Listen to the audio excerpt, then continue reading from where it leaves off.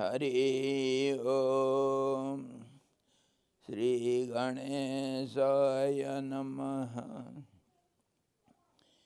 ओम यतः सर्वाणि भूतानि प्रतिभान्ति स्थितानि च यत्र एवोपशमं तस्मै सत्यात्मने नमः। ज्ञाता ज्ञानं तथा ज्ञेयं द्रष्टा दर्शनदृश्यभूः कर्ता हेतुः क्रिया यस्मात् तस्मै ज्ञप्त्यात्मने नमः। स्फुरन्ति सीकरा यस्मात् आनन्दस्याम्बरे वनौ सर्वेषां जीवनं तस्मै ब्रह्मानन्दात्मने नमः। ब्रह्मानन्दात्मने नमः। वेदोदधिं समुन्मथ्य ज्ञानरात्रं समुद्धृतं येन तस्मै वसिष्ठाय गुरुणां गुरवे नमः। वशिष्ठ जी भगवान की जय। सद्गुरु भगवान की जय। सच्चिदानंद भगवान की जय। शब्द ब्रह्म की जय। महासरस्वती रानी की जय। जोग वशिष्ठ जी भगवान की जय।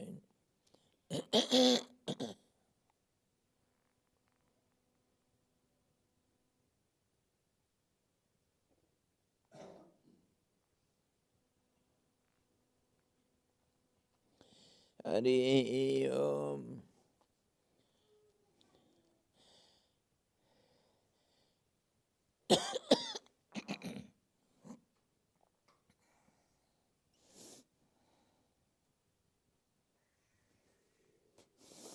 योग वशिष्ठ निर्माण प्रकरण उत्तरार्ध 125वां अध्याय।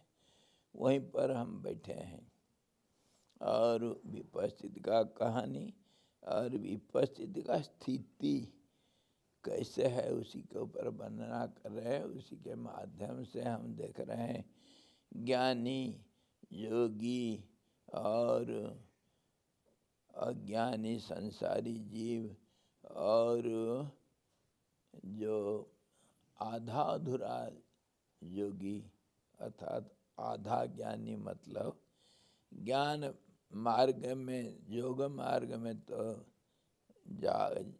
चल रहे हैं, लेकिन नाना किस्म के आशाओं से घिरे हुए हैं जिसमें वो पूरा डूबे हुए हैं।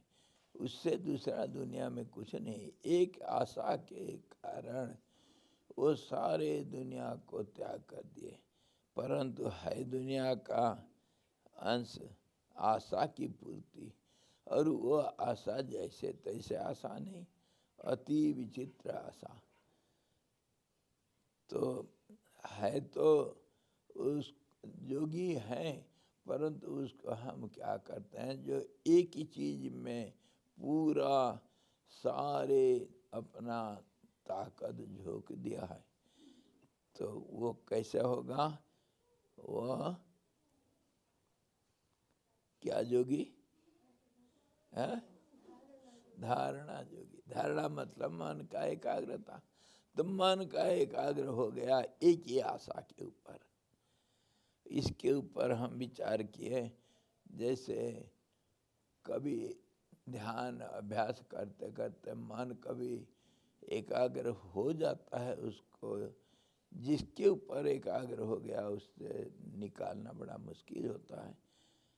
मुन्ना को जोगी देखे हम मुन्ना को जोगी, धारणा जोगी, मुन्ना को जोगी। हाँ जी, स्वस्ति का योगी।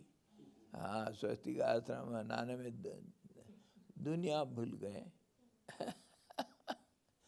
मनोराज्य, तो मनोराज्य में बहुत सब डूब जाते हैं। बस इसी प्रकार मन तो एकाग्र होता है, परंतु जरूरत जो चीज़ है उसके ऊपर नहीं, एक किसी तीव्र इच्छा के ऊपर एकाग्र हो जाता है, उसको संभालना बड़ा मुश्किल हो जाता है।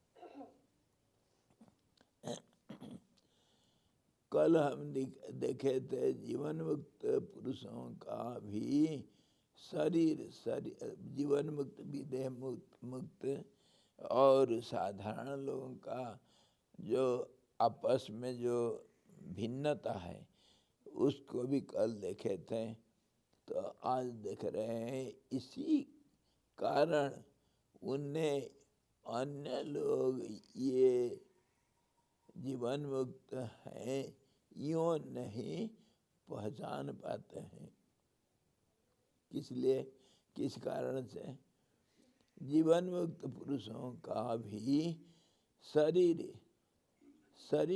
धर्मी से, शरीर धर्मों से अनुगत रहता है, किंतु शरीरगत उनका जो चित्त अविचल रहता है और उसमें देह धर्म व्याप्त नहीं होते हैं। भाव यह कि मुक्त और अमुक्त पुरुषों में देह धर्मानुवृत्ति समान है, चित्त धर्मानुवृत्ति उनकी एक सी नहीं है। साधारण जीव, संसारी जीव और जीवन मुक्त में अंतर हम कल देखे थे।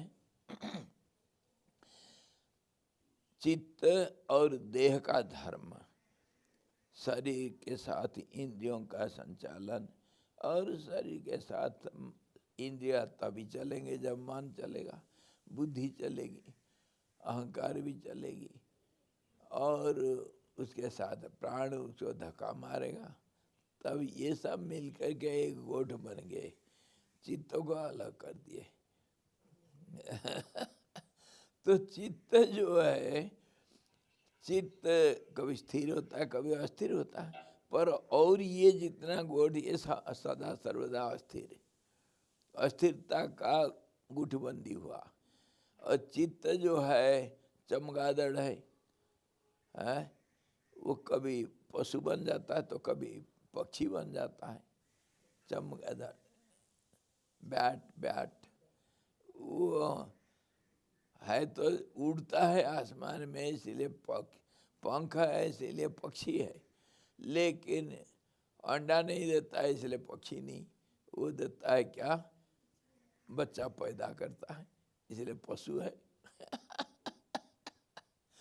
तो एक बार वो पशु और पक्षी में बड़ा भारी लड़ाई हुई, तो कभी पक्षी जीत जाते हैं, उड़ करके मारेंगे, पशु कुछ कर नहीं पाएंगे, कभी पशु बलवान होता है इसलिए ये जीत जाते हैं। तो जीत हार होते रहा। जब जो पार्टी जीत जाता है उसके साथ हमारा चमगादड़ जाता, मैं जीत गया, जैसे पाकिस्तान हार करके भी जीत मनाता है। तो ऐसे ही वो चमगादड़ ना इधर का ना उधर, और इधर का भी है उधर का भी है। इसके ऊपर और एक मजेदार कहानी है। कहानी क्या है? एक बार बीरबल को, ये कौन था, अकबर बोला। अकबर समदर्शी था, मुसलमान हिंदू दोनों तरफ को सबको प्यार, किसी का पक्षपात नहीं था, और उनके मंत्रिमंडल में हिंदू और मुसलमान दोनों थे। बीरबल था बड़ा बुद्धिमान और हिंदू मंत्री हर चीज में बीरबल को सलाह लेता था अकबर। तो बीरबल बड़ा मजाक क्या था, बहुत बुद्धिमान होने से हर चीज को मजाक में ले लेता था। तो विदूषक का भी काम करता था, मनोरंजन करता था। तो ऐसा लोग चाहिए राजा महाराजाओं को। एक बार बीरबल को अकबर कहा, अकबर मुझे 4 आदमी हमारे राज्य से छांट करके ला दो, मुझे 4 आदमी चाहिए। तो बीरबल कहा आपके राज्य में हजारों लोग हैं, कितना चाहिए ले आऊँगा। नहीं सब ऐसा नहीं, उसमें विशेषता है, एक तो यहाँ अब का है और तब का नहीं, और एक अब का नहीं तब का है। 2 आदमी हो गया, अब का है तब का नहीं, अब का नहीं है तब का है। और तीसरा है अब का नहीं तब का नहीं, और चौथा है अब का भी है तब का भी है।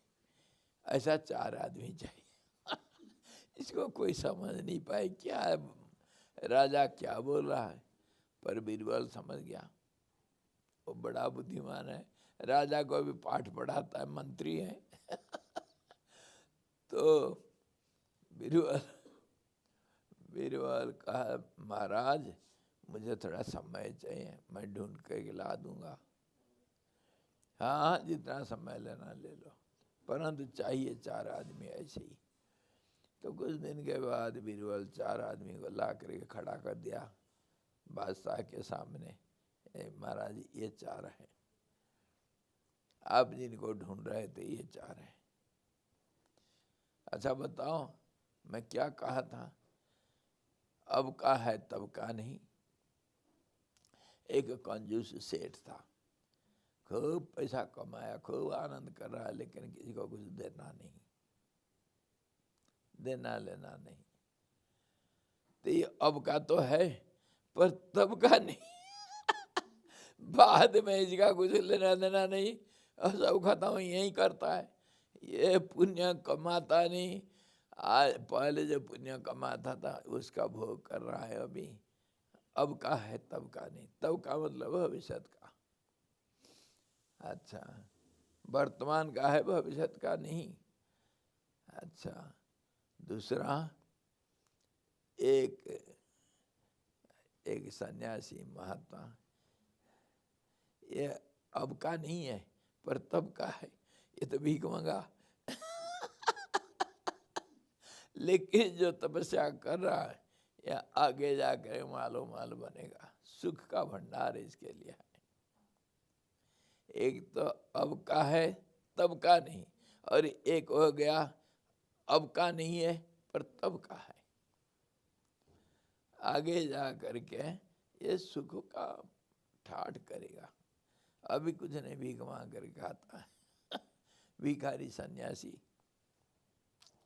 अच्छा और एक है अब का भी है तब का भी है, एक बड़ा धनी जो दान पुण्य यज्ञ करने में लगा हुआ है,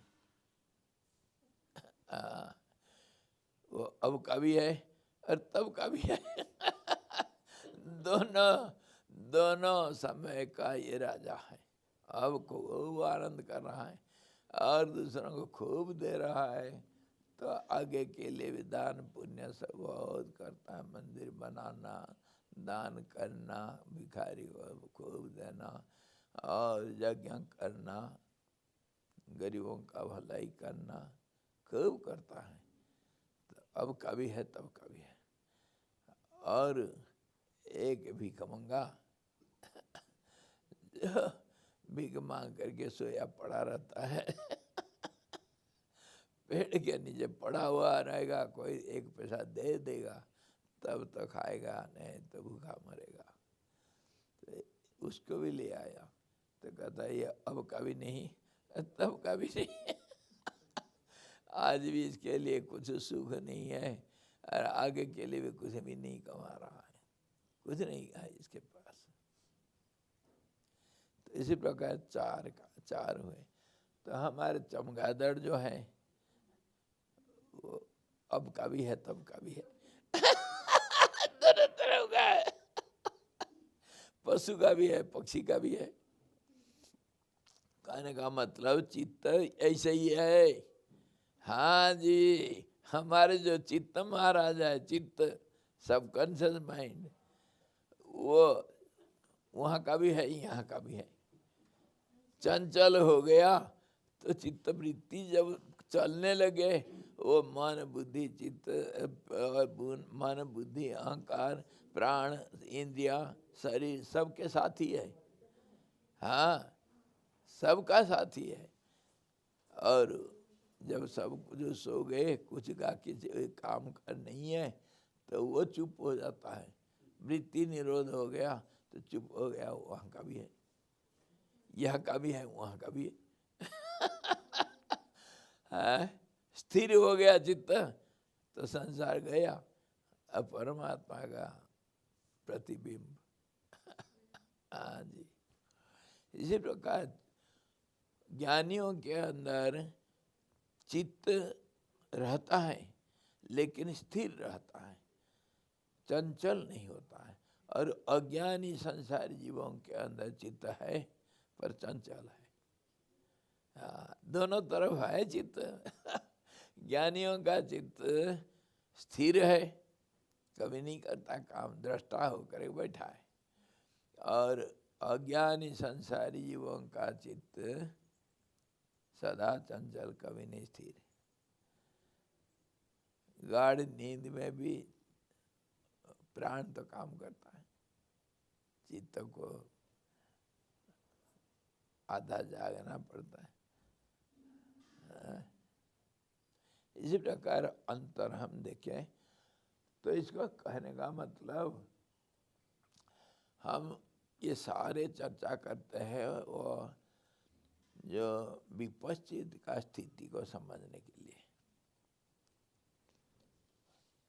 ना वो संसारी है ना वो ज्ञानी है। तो इसी कारण उन्हें अन्य लोग ये जीवन मुक्त है यो नहीं है पहचान पाते हैं। ज्ञानियों को पहचानने के लिए एक ही रास्ता है, जिसका ज्ञानियों को पहचानने के लिए क्या आधार कार्ड क्या है? ज्ञानियों का आधार कार्ड क्या है? एक कार्ड है, कुछ नहीं लिखा है, चित्त है ना बर्थ ऑफ डेट, ना नाम, ना काम, ना फोन नंबर, कुछ नहीं, कार्ड है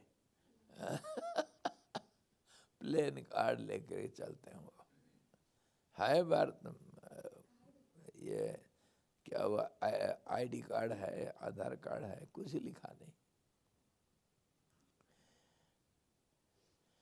तो उसी से पहचानना ये ज्ञानी है और ये अज्ञानी है।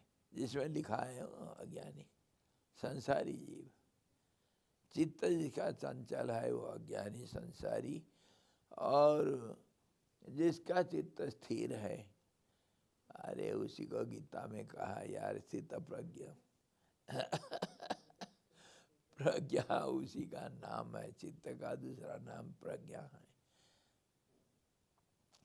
प्रज्ञा मतलब जहाँ ज्ञान, मतलब जो दोनों किस्म का ज्ञान, अनुभव ज्ञान और सूचनात्मक ज्ञान दोनों है। सूचनात्मक ज्ञान जो व्यवहारिक ज्ञान होता है, जो घटोती बढ़ोती का हिस्सा है, और जो अनुभव ज्ञान है वो स्थिरता है, चित्त स्थिरता है। उनके स्थित प्रज्ञा उसी को कहते हैं, प्रज्ञा जो स्थिर है। और प्रज्ञा किसको कहते हैं? प्रज्ञा, धारणा, धृति, ये सब मन का ही अति सूक्ष्म सात्विक, अति सूक्ष्म सात्विक लेकिन स्पंदन है, स्पंदन है, बहुत शक्तिशाली, बहुत व्यापक, लेकिन बहुत स्थिर है तो स्पंदन है लेकिन बहुत स्थिर है। जिस प्रकार प्रज्ञा, धारणा इत्यादि इत्यादि।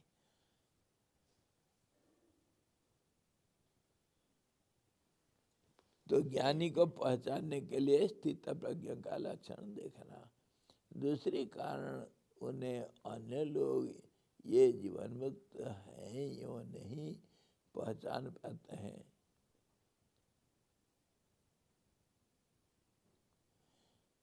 किंतु धारणा से सिद्ध हुए योगियों की तो उन्हें पहचान होता ही है। यह जीवन मुक्त ज्ञानियों और योगियों में दूसरी विलक्षणता है, ऐसा कहते हैं।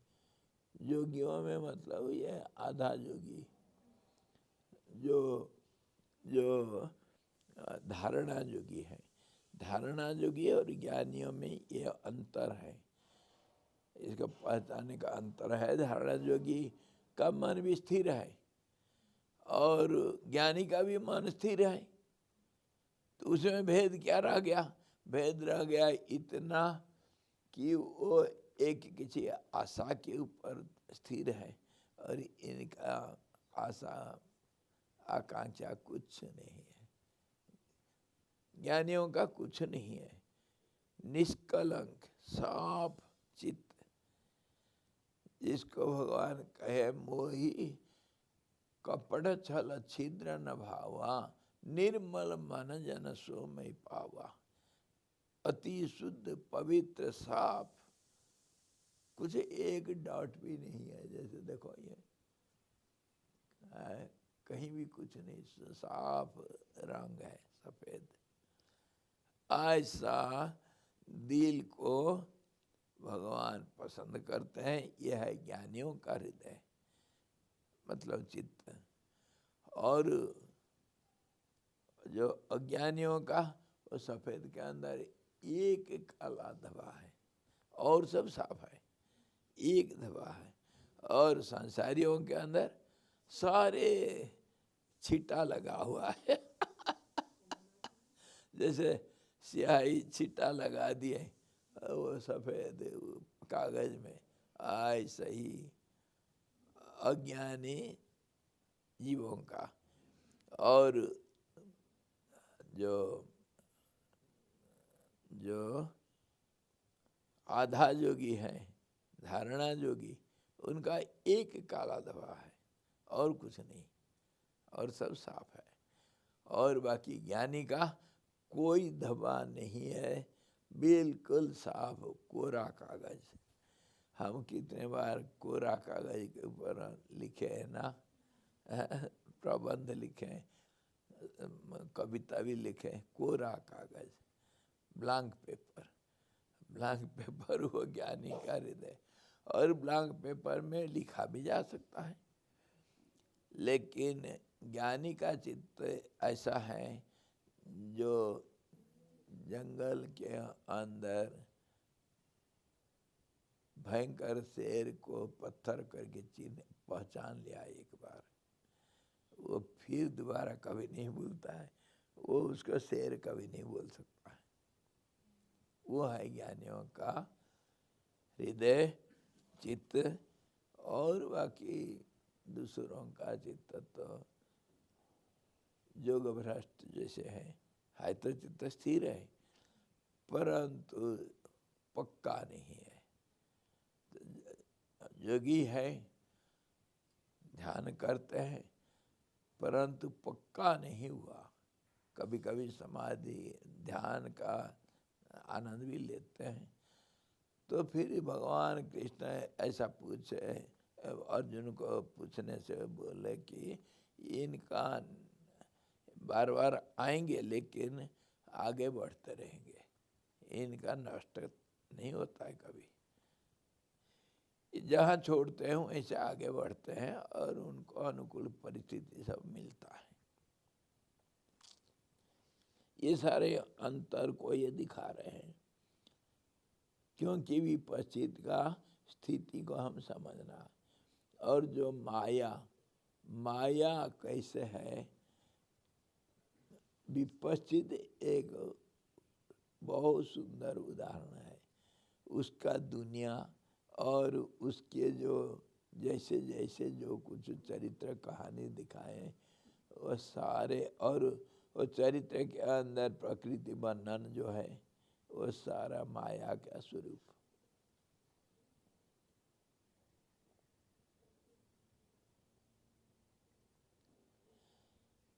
धारणा आदि बस प्राप्त योग की तरह मोक्ष अन्य पुरुषों द्वारा ज्ञातव्य नहीं है।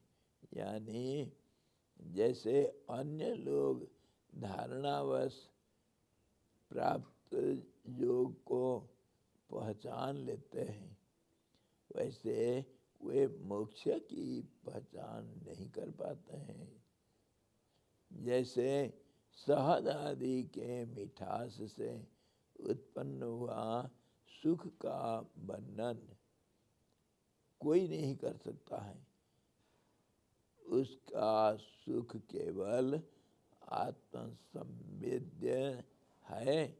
वैसे मोक्ष भी केवल आत्मसंवेद्य ही है। तो शंका होता है, मन का धर्म मोक्ष आत्मसंवेद्य कैसे है? फिर मन का धर्म मोक्ष आत्मसंवेद्य कैसे है? तो बोलते हैं बंध के समान मनोगत बंध के समान मनोगत मोक्ष की साक्षी रूप स्वानुभव से ही सिद्धि है। बंध के समान मनोगत मोक्ष की साक्षी रूप स्वानुभव से सिद्ध है। जो ये थोड़ा सा भेद और दिखाए, ये जो कोई ज्ञानी है या नहीं, इसको कैसे पहचानेंगे? और अंतर क्या, वो अंतर को दिखाते हैं कि जो ये ज्ञान का अवस्था है ज्ञानियों का, ये अनुभव करते हैं, ये दूसरों का अनुभव से उसको जानकार नहीं होता है। मतलब आत्मा साक्षात्कार अनुभव से ही होगा, दूसरों का बोलने से नहीं होता है। कहीं किताब पढ़ के शास्त्र पढ़ के किसी को आत्मज्ञान नहीं हुआ, नहीं होता है, तो फिर शास्त्र पढ़ते हैं क्यों? ये तो सवाल उठेगा ना। शास्त्र फिर लिए क्यों है हमारे लिए? किसके लिए शास्त्र है? शास्त्र यह है, उसी को हम दूसरे भाषा में बोलते हैं परोक्ष और अपरोक्ष ज्ञान। अपरोक्ष अनुभूति और परोक्ष अनुभूति, इनडायरेक्ट नॉलेज और डायरेक्ट नॉलेज। और उसी को हम दूसरे भाषा में कहते हैं इनडायरेक्ट जो है परोक्ष, मतलब जो शास्त्र पढ़ करके दूसरे से हमको प्राप्त हुआ ज्ञान, उसको हम सूचनात्मक ज्ञान भी कहते हैं। हमको मालूम है ज्ञान क्या चीज़, पर अनुभव नहीं किए। तो अनुभव ज्ञान जो है संवेद्य है, मतलब उसको अपने आप अनुभव करने का है। उदाहरण दिए शहद का।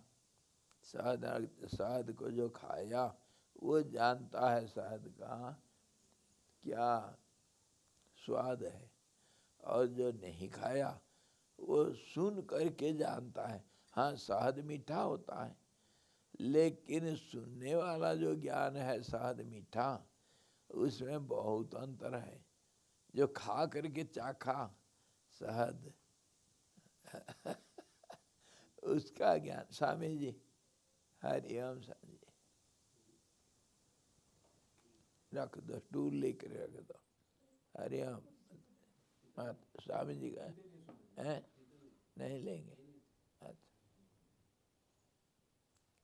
अंतर देखो, दो प्रकार का ज्ञान। एक तो हम उसको कहते हैं व्यवहारिक ज्ञान, सांसारिक ज्ञान, जो इनडायरेक्ट ज्ञान हम कहते हैं, सूचनात्मक ज्ञान उसी को कहते हैं। दूसरे हमारे इंद्रियों के द्वारा आहरण किया गया जो ज्ञान, सुने हैं, कुछ देखे हैं, पर अनुभव। शहद को देखे हैं, शहद रंग कभी लाल होता है, कभी सफ़ेद होता है, लेकिन वो टेस्ट कैसा होता है वो तो कभी खाए नहीं। सुने हैं मीठा होता है। मिश्री ले लो, थोड़ा उसका सिरप बनाओ, पानी में डाल के उसको उबालते जाओ, और जब सिरा बन जाएगा उसका जो स्वाद होगा शहद के माफी होगा। शहद के माफी होगा, शहद नहीं। शहद जो खाया वो जानता है शहद कैसा होता है। और भी दूसरा उदाहरण हम देते हैं। मैं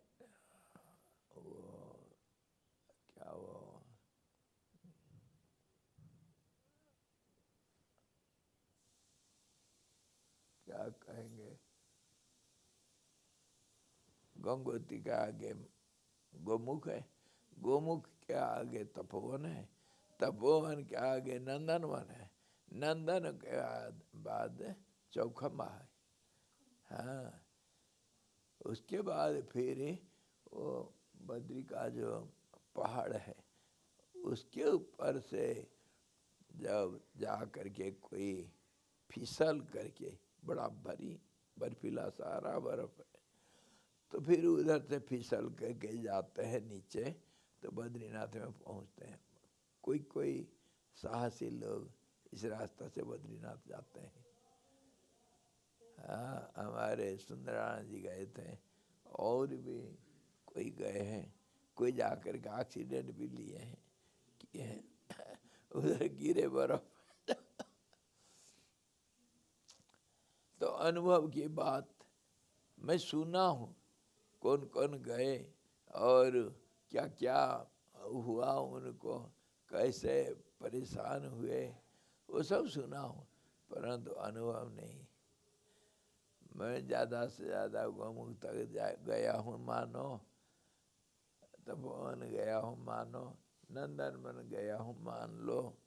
कैसा है, क्या देखते हैं, कितना ठंडा पहाड़ पर्वत कैसा है, पशु पक्षी कैसे होते हैं, पेड़ लता क्या होता है उधर, कितना ठंड होता है, कितना गर्मी होता है, वातावरण कैसा होता है, थोड़ा बहुत मालूम है। परंतु वो बर्फ की चोटी के ऊपर वो कैसा होता है, जो 23-24 हजार फीट के ऊपर होता है, ये तो 12-13 हजार फीट तक हाइट का बात है। उस हाइट में कैसा होता है, 16,000 फीट के ऊपर ये हिमालय रीजन में हमेशा बर्फ रहता है, बर्फ कभी नहीं गलेगा। ऐसा ग्लेशियर वगैरह आ जाता है, लेकिन बर्फ हमेशा है।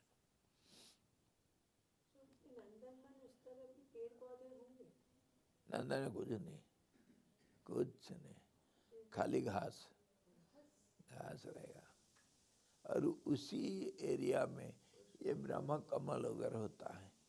हाँ, जब बर्फ गल जाएगा और कहीं पत्थरों के बीच में कीचड़ हो जाता है, पानी जाता नहीं, कहीं पानी जमा हो जाता है, कीचड़ हो जाता है, वहाँ पर वो जड़ है उसका पहले रहता है, वो खत्म नहीं होता है, और वो जड़ से फिर डंठल निकलेगा, पत्ता निकलेगा और कमल खिलेगा। विकसति यदि पद्मम पर्वतानाम शिखाग्रे। ये असंभव बात संभव होता है हिमालय में। कमल खिलता है पहाड़ के चोटी के ऊपर उसका ब्रह्म कमल कहते हैं। मतलब यह है, अनुभव एक अलग बात है, और जो सुनी सुनाई दूसरों से जो ज्ञान प्राप्त होता है वो आधा अधूरा होता है, पूरा ज्ञान नहीं होता। हमको मालूम है, किताब पढ़ लिए हैं, वो 4 धाम यात्रा पढ़ लो घर में बैठ करके, बॉम्बे में बैठ कर पढ़ लो, आपको मालूम हो जाएगा वो गंगोत्री कैसे जाते हैं, कहाँ जाते हैं, और बद्री कैसे जाता है, जमुनोत्री कहाँ है, सब बोल देंगे आप।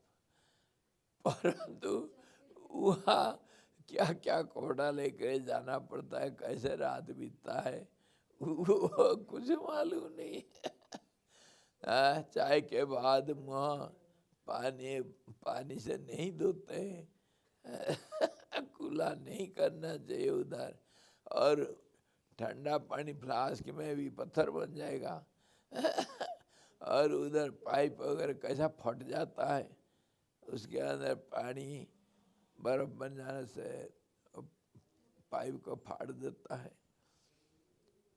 और कैसे 1 मिनट में अंधकार, घनघोर अंधकार, दोपहर दिन में भी आधा रात से और अंधकार हो जाएगा, काले बादल आकर छा जाते हैं, और 2 मिनट में इतना साफ हो जाता है कि कहीं बादल था नहीं कभी, ऐसा साफ हो जाता है बड़ा विचित्र वातावरण रहता है। थोड़ा सा आवाज करने से ओ दूर दूर तक उसका इको आता है प्रतिध्वनि सुनाई पड़ता है। और वहाँ जाने से क्या आनंद होता है वो तो जाने वाले जानता है। वो किताब 4 धाम यात्रा को पढ़ने से कुछ नहीं होता है, आनंद उनंद कुछ नहीं होता है जानकारी है थोड़ा बहुत, इसी को कहते हैं अपरोक्ष परोक्ष ज्ञान। किताब पढ़ के दूसरे से सुन करके हमको ज्ञान होता है, शास्त्र पढ़ करके हमको ज्ञान हो जाता है, इसको कहते हैं परोक्ष ज्ञान।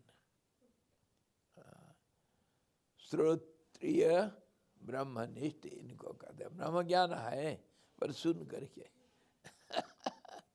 और अपरोक्ष ब्रह्म ज्ञान जो खुद अनुभव किया, दुनिया नहीं। कितने हमारे एक कुम्हार महाज्ञानी थे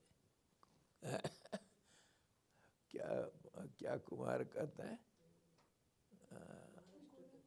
गोरा कुम्हार गोरा को वो घोड़ा बनाते बनाते उसको ज्ञान हो गया नामदेव बचपन में उनको ज्ञान हो गया। और कितने ऐसे हैं जो शास्त्र पढ़ना जरूरत नहीं उनको। मीराबाई कबीर कहाँ शास्त्र पढ़े थे कबीर तो कपड़ा बनाते बनाते उनको कपड़ा बना के बेचेंगे, और बेच के 2 पैसा लाएंगे, अपने पत्नी और बच्चा, घनघोर गृहस्थी और उनका ज्ञान कोई कबीरदास उनका मुँह से जो निकला वेदवाणी है, अनुभवी है। तो ऐसे ही ये अपरोक्ष ज्ञान है, जो अपना अनुभवगत ज्ञान है। उनका हृदय, उनका जो चित्त है, उनका जो मन है, मन हमेशा स्थिर, बाहर काम धंधा चलता है, शरीर इंद्रिया काम करते हैं, लेकिन मन सदा सर्वदा अंदर केंद्र में स्थित है, अंतर्मुखी मन। शरीर अपना काम करता है। इसी प्रकार अपरोक्ष और परोक्ष ज्ञान में अंतर है। किताब पढ़ के वेद पढ़ लिया तो बड़े ज्ञानी होते हैं। एक बार ज्ञानी का सुनो कहानी।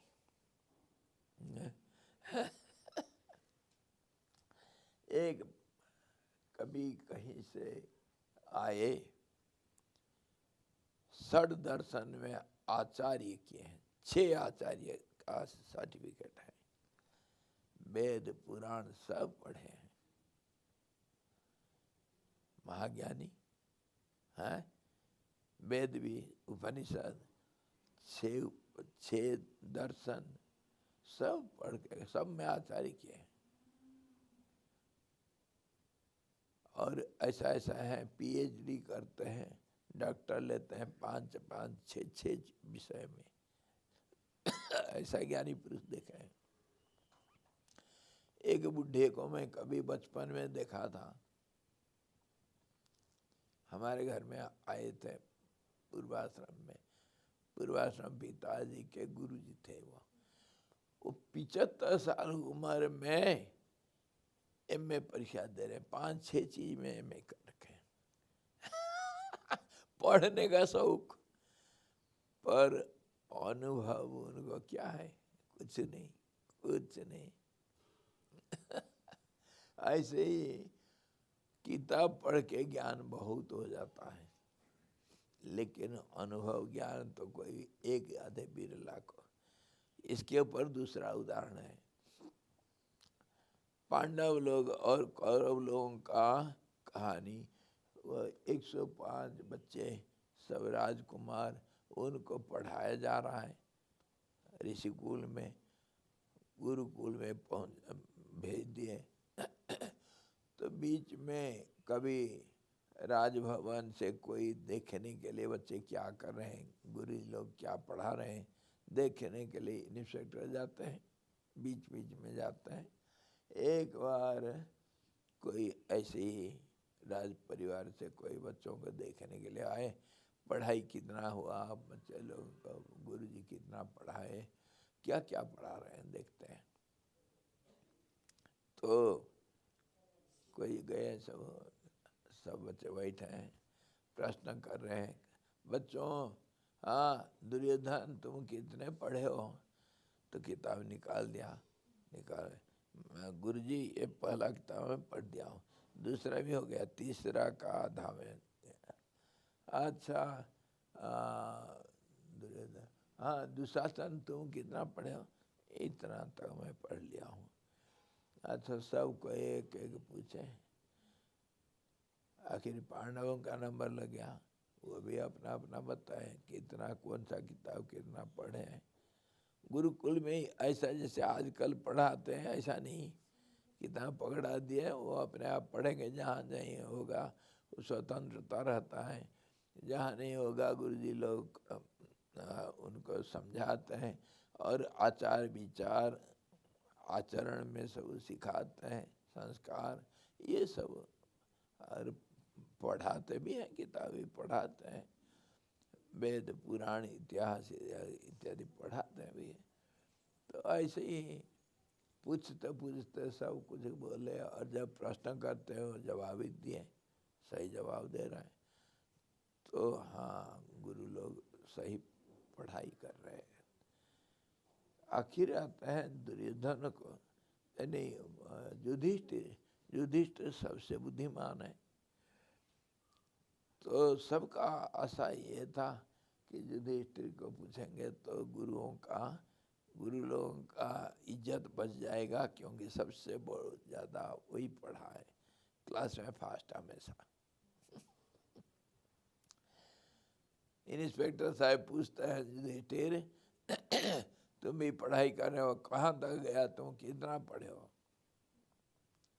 तो युधिष्ठिर खड़ा होकर के पहला किताब, पहला वाक्य को दिखाए, कहते हैं गुरुजी मैं ये पहला किताब का पहला वाक्य को अभी तक पढ़ने के लिए कोशिश कर रहा हूँ, नहीं हो पाया पूरा। पहला किताब का पहला किताब क्या, पहला वाक्य क्या लिखा हुआ है? सत्यम वद, उसके बाद धर्मम चर, अतिथि देवो भव।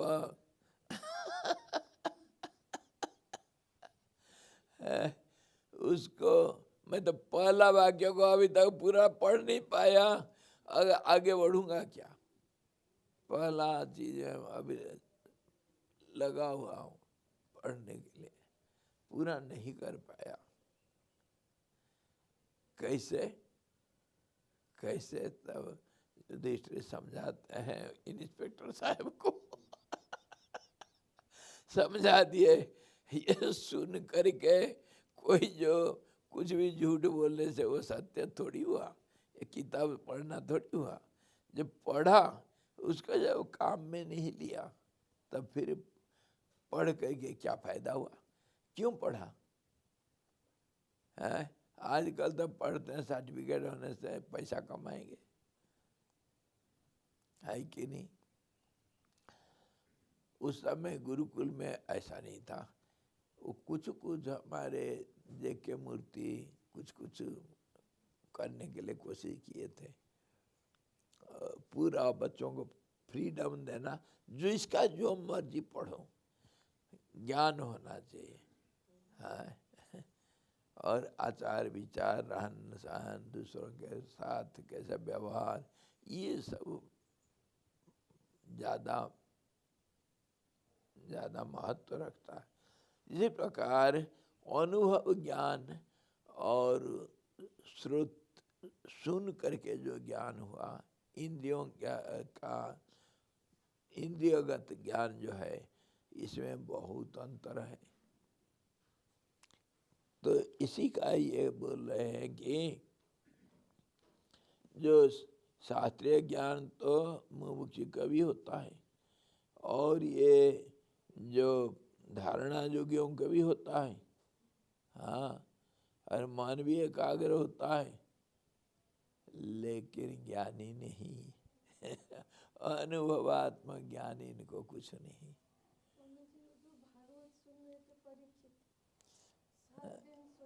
हाँ,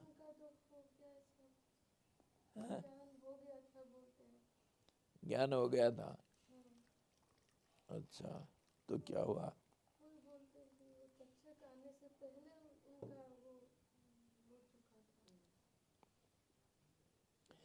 सुखदेव जैसे गुरु बोलेंगे, परीक्षित जैसे शिष्य सुनेंगे, तो सुन करके भी होता है, ऐसी बात नहीं होता है। जैसे युधिष्ठिर भी तो पढ़े थे और उसका प्रैक्टिकल किए, तभी तो हमारे कॉलेजों में स्कूलों में कभी ये सब पढ़ाई के बाद फिर प्रैक्टिकल करवाते हैं। मैं एग्रीकल्चर कर रहा था, तो गाय, वेटरनरी भी एक सब्जेक्ट है, किसान के लिए सब कुछ चाहिए। तो गाय गोबर कैसा निकालते हैं, और गाय को साफ सफाई कैसे रखेंगे, घास काट करके कैसे खिलाते हैं, क्या क्या खिलाएंगे, क्या दाना खिलाने से गाय सुस्त सबल रहेंगे, और इनका रोग क्या होता है, रोग निवृत्ति का दवाई कैसे दिया जाता है। अच्छा, दूध निकालो, खाली दूध निकालने से नहीं होगा, उसको दही बनाओ, मक्खन निकालो, घी बनाओ, दूध निकालो, दूध का फिर गाढ़ापना कितना होता है, कौन गाय कितना दूध दिया, कितना देना चाहिए और क्यों नहीं दे रहा है, अब ज़्यादा दे रहा है तो कैसे दे रहा है, सब प्रैक्टिकल करना है। खेती में जाओ, खेती हल लगाना हल लगाना बैलों से, फिर ट्रैक्टर से, फिर आमदनी करना, फसल धान काटना, गेहूं काटना, और फिर आमदनी कैसे करते हैं मशीन से भी, और साधारण तरीका कैसे, सब करना पड़ता है अपने आप, तभी तो किसान बनेगा सब करना पड़ेगा, प्रैक्टिकल करो, तब अनुभव होता है हल कैसा लगाते हैं। कोई आप लोगों के अंदर सब जाके खेती में हल नहीं लगा सकते हैं, बैलों को कैसा बांधते हैं और ट्रैक्टर कैसे चलाना, ये सब खुद करने से तब पता चलता गलती कहाँ, सुधरता कैसे, ये सब होता है। हॉर्टिकल्चर में फूलों का बीज बोना, ये इधर जो नर्सरी कैसे बनाते हैं, रोपणी कैसे करते हैं, सब चीज प्रैक्टिकल खुद करना पड़ता है। आधा दिन तो हमारा प्रैक्टिकल में जाता है, थ्योरी बहुत कम। वो थ्योरी फिजिक्स केमिस्ट्री में थोड़ा बहुत होता है, केमिस्ट्री में भी प्रैक्टिकल सब करना पड़ता है, क्योंकि ये सब चिड़िया, ये जो मक्खी कीट पतंग जो दुश्मन है उनके लिए दवाई बनाना, ये सब प्रैक्टिकल तो करना पड़ेगा, दवाई तैयार करना पड़ेगा, सारे कुछ खुद करना पड़ेगा। थ्योरी बहुत कम, प्रैक्टिकल सब।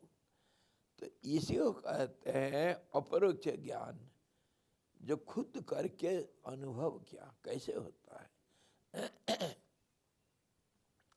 कैसे भी घोड़ा हो, कितने भी बदमाश घोड़ा हो और कितने भी बदमाश गाय हो, दूध निकाल देंगे। हाथ से निकालना, मशीन से निकालना। और कैसे भी घोड़ा हो, उसको पकड़ के चढ़ना है घोड़ा, उसको काबू में करना है। हाँ जी। ये सारी चीज प्रैक्टिकल जो करता है वो किसान बनेगा, पक्का किसान। नौकर चाकरों से काम करवाने वाले किसान नहीं होते हैं, वो तो मालिक बन गए, वो अलग बात है। प्रैक्टिकल किसान वही है जो खेती में सब कुछ अनुभव जिसको है। तो कहने का मतलब हमको पक्का अभी समझ में आ गया अनुभवात्मक ज्ञान क्या है, और सुनी सुनाई दूसरों के मुंह से सुने, शास्त्रों से किताबों से सुन करके जो ज्ञान होता है वो ज्ञान किसी काम का नहीं, किसी काम का नहीं, बेकार। वो उसको बेच करके खाने के लिए है। आनंद लेना है तो अनुभव होना चाहिए। पेट पालने के लिए कुछ भी करो। हाँ जी।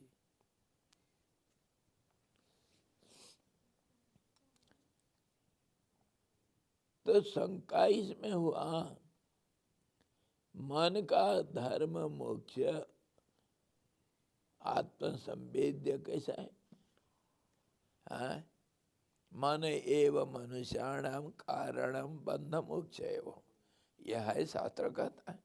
और इधर भी बोले, तो इधर क्या बोले हमको?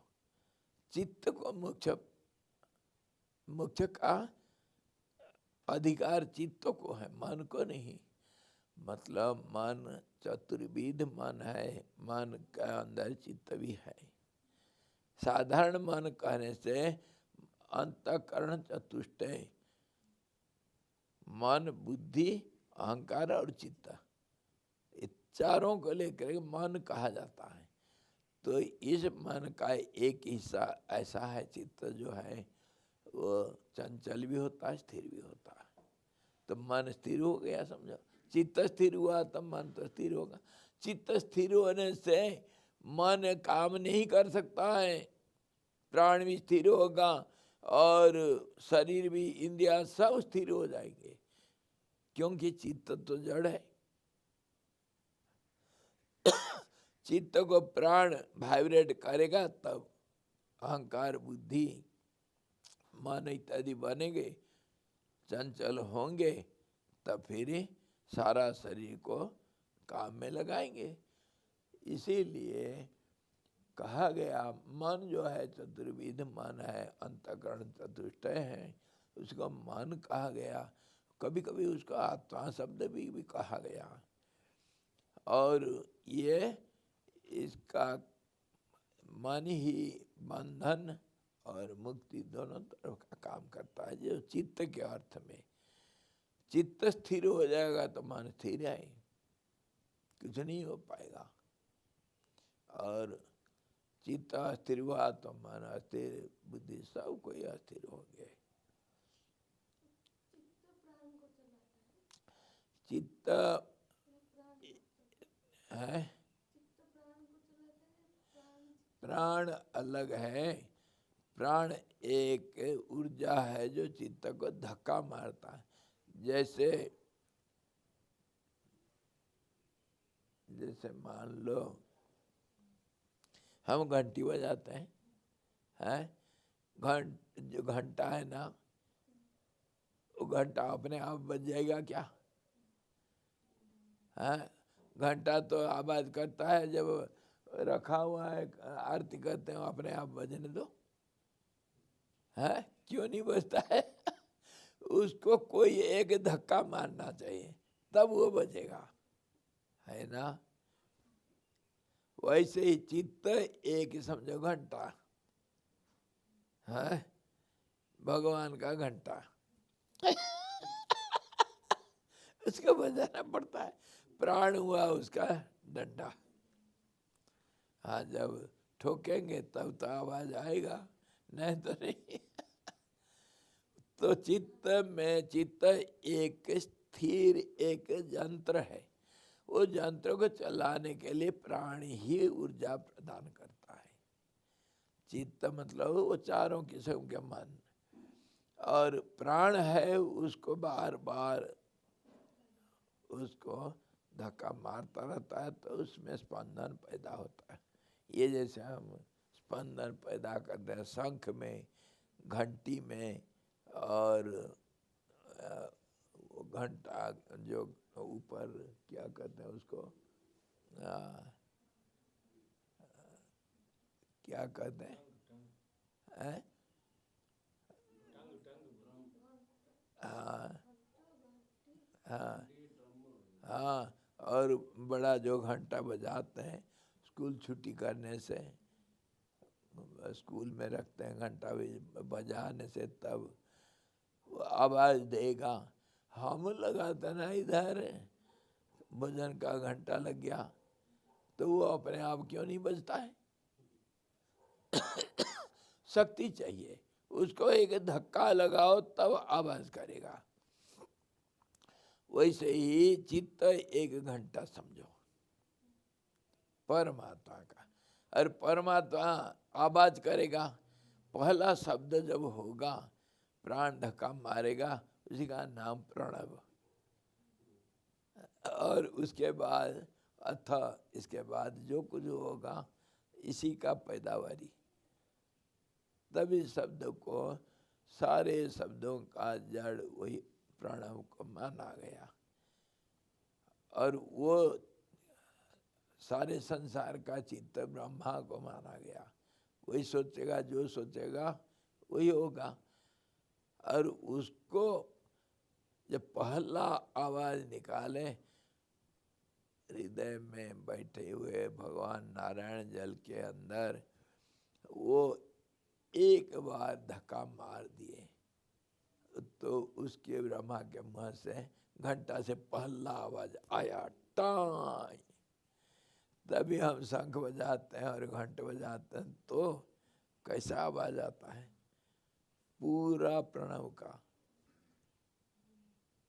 और ये जो स्पंदन पैदा करता है वायुमंडल में, सारे स्पंदन को बराबर करके शांत कर देता है।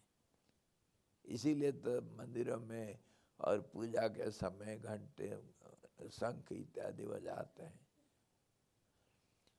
शब्द ही संसार का मूल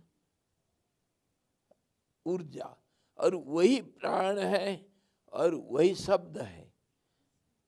जो स्पंदन है उसका नाम प्राण है, उसका नाम स्पंदन है। इसलिए सरस्वती का नाम है प्रणो देवी। वो प्रणव नहीं, खाली प्राण भी है, प्राण भी प्रणव भी प्रणो। प्रणो देवी, सरस्वती का नाम प्रणो देवी।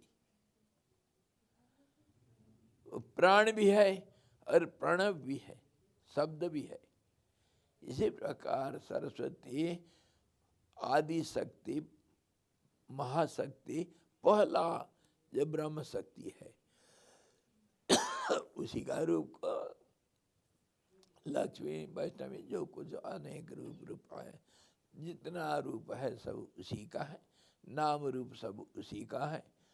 बाद में बढ़ते गया, एक अनेक में बदलते गया, एक बीज अनेक बीज हो गया। आदि बीज पहला शब्द, उसी का नाम आदि शक्ति। वो शब्द भी है और प्राण भी है, वायु भी है, स्पंदन है। तो स्पंदन दोनों चीज का एक ही रूप है। वही इच्छा शक्ति, क्रिया शक्ति, ज्ञान शक्ति, सब कुछ पहला शक्ति जो है। तो इस प्रकार हम जब विचार करते हैं, मन का धर्म जो समष्टि मन है, जो अंतःकरण चतुष्ट है, उसका धर्म दोनों तरफ का है। संसार भी धर्म है और मोक्ष भी धर्म है। मनुष्याणाम मन एव मनुष्याणाम कारणम बंध मोक्षय। संसार बंधक और मुक्ति परमात्मा, दोनों तरफ का है वो। अच्छा बताओ, दर्पण क्या करता है?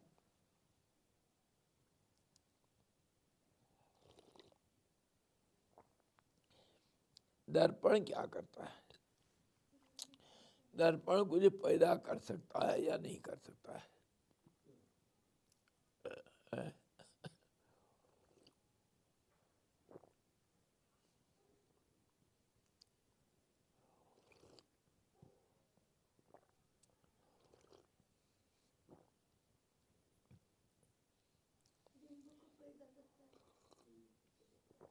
क्या?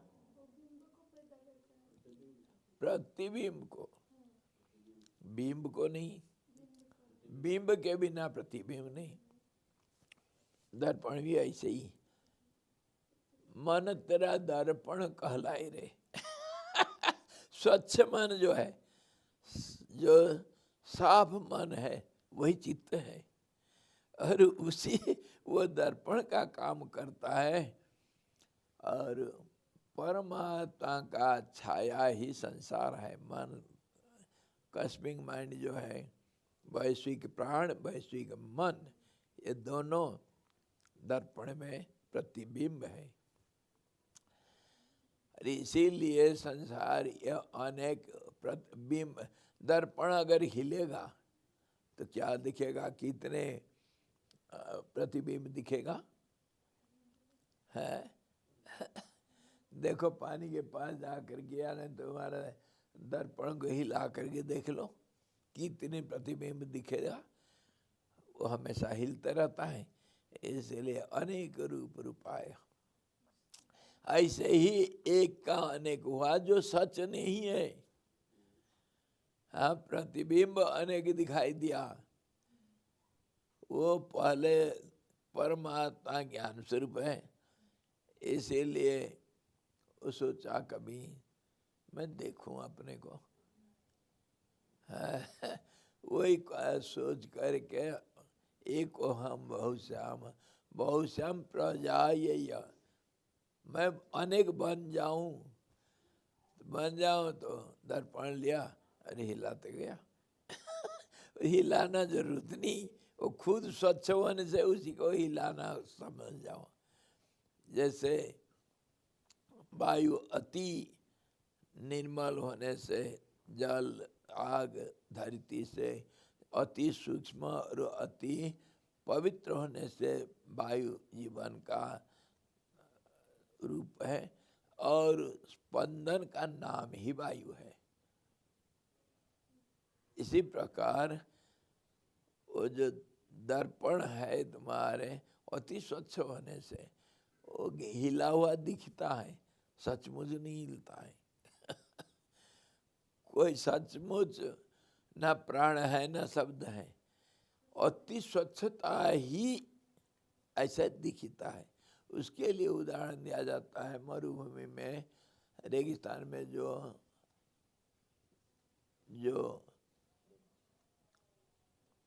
मरीचिका दिखाई देता है, मरीचिका जल का प्रवाह दिखाई देता है, और सच थोड़ी है, दिखाई देता है। क्यों? सिर्फ गर्मी के समय पर वायु अति गर्म हो जाने से वो हिलता डुलता जैसे दिखता है।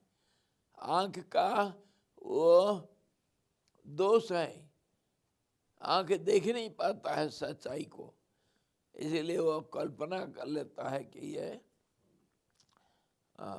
जल का स्रोत है। जैसे अंधेरी रात में रस्सी को सांप मान लेता है। अरे किसी चीज को भी सांप मान लेता है। उसके ऊपर देखो सच्ची घटना, ये तो उदाहरण के लिए थे।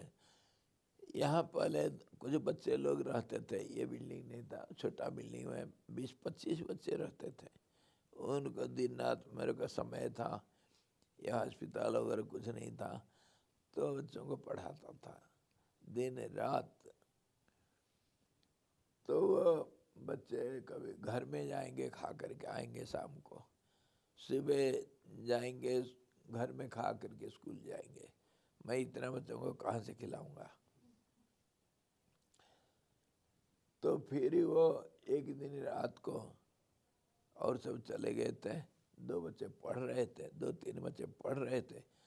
देरी हो गया, चलो 9 बज गया, चलो खा करके आ जाएंगे घर से। निकले, गेट यहीं था बाहर, एक रात की रानी का पेड़ था और उसके लिए बहुत सांप आते थे, इधर पड़े रहते थे, मस्त पड़े रहते थे रात को। कभी जाते तब मैं भी कितना बार देखा, बच्चे भी देखते थे। समझी सांप, अरे वो सुगंध के लिए आए, कोई बात नहीं, चढ़ो नहीं, मत जाओ। उस दिन उनके पास कोई टॉर्च नहीं था और वो जाते एक बच्चे को सांप काट दिया। वो चिल्लाया चिल्लाया, तो मैं भाग करके गया, खून तो थोड़ा सा इतना निकला है, और मैं देखा सांप सब कुछ नहीं। अरे सांप तो काटा तो गया कहाँ, न पता नहीं। मैं तो डर गया, बच्चा बोल रहा है। तो फिर उसको, मेरे पास स्कूटर था, स्कूटर में बैठा के साथ लेकर गया अस्पताल में। फिर इंजेक्शन लगाया, लाया, कुछ नहीं था, सांप सब कुछ नहीं थे। एक इंजेक्शन में सब ठीक है, कभी दर्द भी नहीं हुआ है उसको। था क्या, एक मैं देखा उसको सांप था तो गया कहाँ, तो देखा एक सूखा इतना बड़ा कांटा का एक टाइनी सूख गया था, कांटे से है उसमें, और उसके ऊपर वो कुछ चलते हुए वो दब गया है कांटा। ये जा रहा था, खाली पैर था, लगा खून निकला तो भ्रम हो गया सांप। और जब तक सांप है तो उसको बेहोशी भी आएगी, तो जब एक इंजेक्शन लगा दिया उसका मन को शांति हो गया, हाँ मेरा ठीक हो गया मन ही तो सब कुछ है। एक कोई बच्चा था, वो कहानी बोलते हैं, एक कोई बच्चा था, मैदान में जाते थे शौच करने के लिए, गया था, देखते देखते एक सांप कहीं से आया और उसके पीछे से होकर गायब हो गया। तो वो सोचा, अरे ये सांप था, आया गया का, इधर उधर देखा, है ही नहीं, मेरे पेट में घुस गया उसको भय हो गया, मेरे पेट में घुस गया, और उसका पेट में लग रहा है, अंदर पेट में इधर उधर घूम रहा है। हाँ, बड़ा रोया पीटा, बहुत बहुत दवाई पानी किए, नहीं निकला। हाँ, तो एक कोई साइकोलॉजिस्ट था बुढ़ा गांव में, अरे कितना दवाई किए, कुछ भी कर लिए, वो रोग ठीक नहीं होता है। सांप है मेरे पेट में, दर्द हो रहा है और इधर उधर घूमता है, मेरे को अनुभव होता है एक कोई बूढ़ा था, वो आ करके कहीं से एक मरा हुआ सांप उसको ला करके छिप करके रहता था रहा, और वो बच्चा कहाँ जाता है टट्टी करने के लिए देखा है, गया बच्चा टट्टी करके आ गया, तो फटाफट जा करके टट्टी में मरा हुआ सांप छोटा सा डाल करके आ गया चुपके से। और पहला दिन कुछ दवाई दिया था, कहा देखो मैं दवाई देता हूँ तेरे को, कल सुबह देखना क्या होता है तेरा। तो जब वो शौच करके आ गया, शौच को टट्टी को कौन देखता पीछे, तो फिर ये बूढ़ा जाकर कहता क्या हुआ रे, अभी पेट में दर्द, हाँ थोड़ा थोड़ा दर्द लग तो रहा है, अरे मैं दवाई दिया था निकला नहीं है सांप, जाओ देखो देख कर क्या हो, मेरा ऐसा रामबाण है। जाकर देखा, हाँ गुरुजी सांप निकल गया और सारे रोग ठीक है। सारे रोग ठीक। तो ये कैसा दवाई देखो, ऐसे ही मन ही मान गया तो सब कुछ है, मन मान गया तो सारा दुनिया मन का तो माना हुआ दुनिया है। हम एक एक विचार करेंगे तो सब चीज ऐसे ही है। तभी तो आचार्य महाराज बताए ये रज्जु सर्पवत, जितने चीज है सब दूसरों के कहने से सुनी सुनाई बनी बनाई बातें हम मान कर कहते हैं। बचपन से आज तक एक चीज कोई अनुभव से तुम माने हो बता दो मेरे को। सबका जिंदगी जो कुछ खाते हो पीते हो चलते हो फिरते हो, जो चीज देखने के लिए जाते हो, कुछ सुने हो, तुम्हारे रिश्ते नाते घर द्वार गांव देश, जो कुछ दूसरों से सुन करके तुम मान लिए, बोलो सच या झूठ। दूसरों से सुने, दूसरों दिखाए और बोले ये ऐसा है। जैसे ये अभी हमारे बालकृष्ण, ये क्या है? ये क्या बचपन से लगा हुआ है, ये थर्मस है, वो मान लिया ये थर्मस है। एक क्यों क्यों इसमें चाय रखते, गरम चीज रखते, तो वो ठंडा चीज नहीं रखेगा, फिर गरम चीज रखेगा।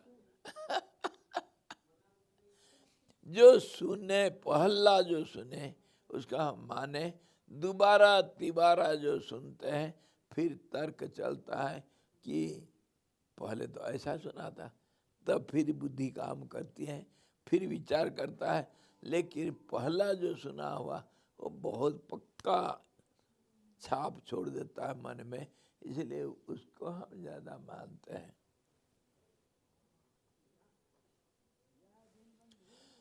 तो कहने का मतलब हमारे आचार्य महाराज परम गुरु शंकराचार्य जी ऐसा नहीं बोले, अनुभव की बात बोले।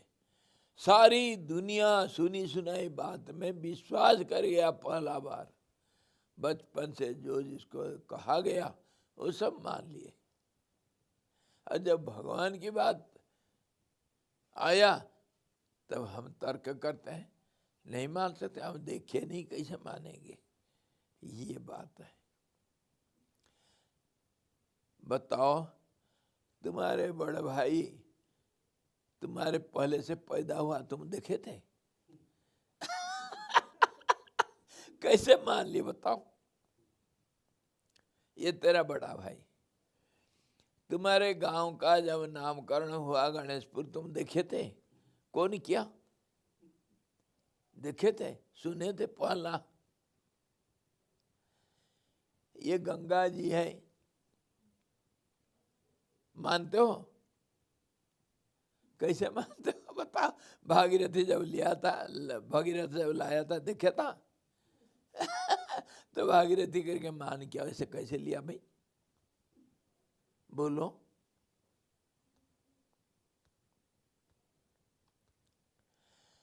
सब कुछ हम सुनी सुनाई मानते हैं, और जो पहला बात सुने उसको पहला मानेंगे, बाद में जो सुनते हैं उसमें थोड़ा बहुत तर्क कर लेते हैं, कभी मान लेते हैं कभी नहीं मानते हैं।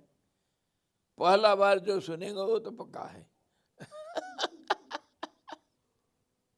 अभी मैं कहूँगा एक बार ऐसे ही हुआ, बड़ा मज़ेदार बात। इधर वहाँ पर बैठ कर धूप में हम क्लास करते थे, जो वसीट क्लास, यही बात चर्चा हो रही थी। तो मैं कहा ये तो सुनी सुनाई सारा दुनिया है ना, ऐसा कैसे होगा। मैं का प्रमाण देता हूँ।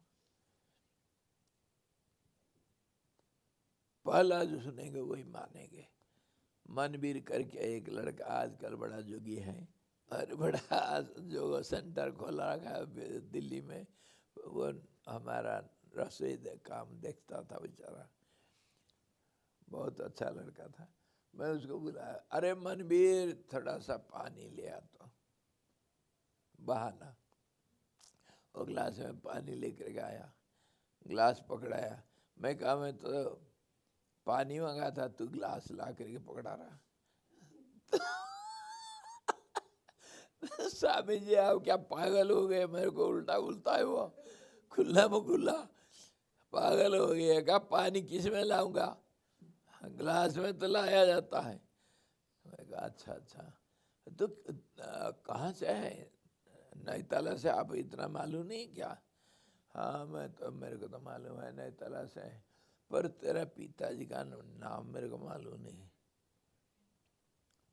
तो कहा वो क्या हुआ, अरे नाम बताया,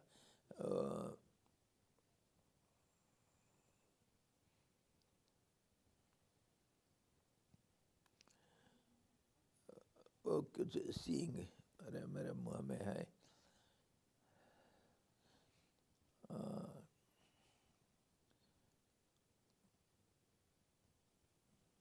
कल्पना सिंह या ऐसे ही कुछ बताया। तो मैं कहा वो तेरे पिताजी का नाम, तो उसी का लड़का ना। हाँ, मैं कहा नहीं रे, मेरे को मालूम है तू गद्दा का लड़का। ऐसा बिगड़ा,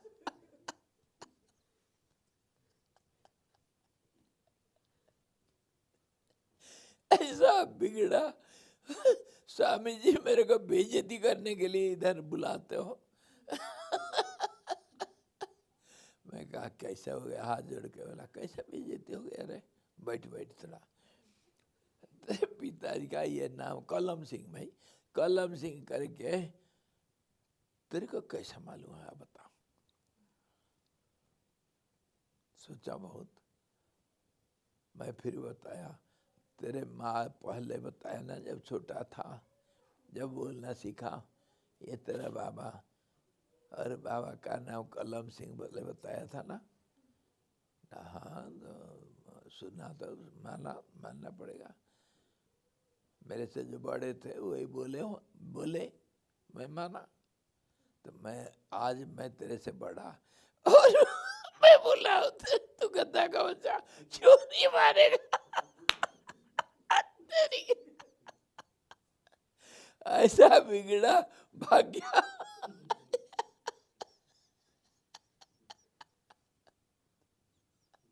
अरे यार ये तर्क की बात होता, और सच्चाई भी यही तो है। हम सब कुछ सुन करके पहला बार सुने और माने। अरे मैं इतना बुढ़ा हो गया हूँ। अरे senior citizen, super senior citizen, मैं कुछ बोलता हूँ तो मान दो तो। अरे यार मानो मैं सिर फोड़ता हूँ, मान लो मेरी बात। सारा हमारे दादा परदादा सब गधे थे। मानो इसको। बोलो क्यों नहीं मानोगे। हाँ?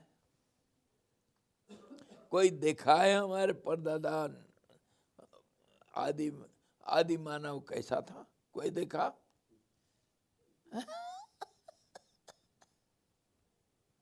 हे भगवान, सब सुन करके मानते तो इसको मानो यार। मैं जब बोलता हूँ तो नहीं नहीं, तर्क क्यों आएगा भाई? हाँ भाइयों और बहनों, स्वामी जी, पहले अंडा की मुर्गी? नहीं, धोबी का घाट का या धोबी का दोस्त घाट का या घर का?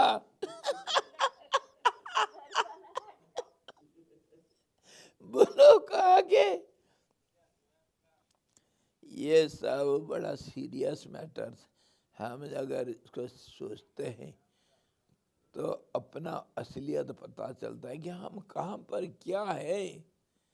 हाँ, व्यवहार दुनिया में हमारे जो हमारे एक रूप है, एक नाम है, हम कहाँ के हैं, क्या है, इसके ऊपर विचार करना, तभी तो इतना विचार कर रहे हैं। और एक देखो विपश्चित नाम, पंडितों का पंडित, महाविद्वान, और वो पागल कह रहा है मैं दुनिया का अंत देखूंगा। आकाश के ऊपर। और एक था ऐसा, वो कहा मैं आकाश के ऊपर बैठ करके देखूंगा मेरे नीचे आकाश को। तपस्या क्या, घनघोर तपस्या क्या।